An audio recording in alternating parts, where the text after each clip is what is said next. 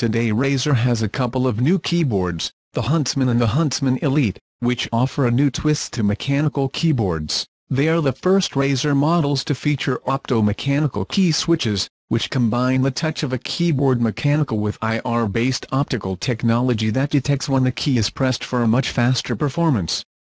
It is an intelligent solution that allows Razer to offer an even better response capability for players who need it, while maintaining the tactile and mechanical sensation that is so important to enthusiastic users.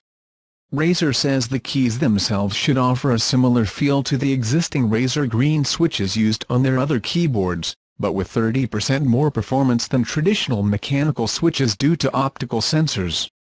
The new technology also means fewer moving parts, which Razer says should translate into fewer mechanical problems and a longer lifespan. Huntsman keyboards have a capacity of 100 million keystrokes.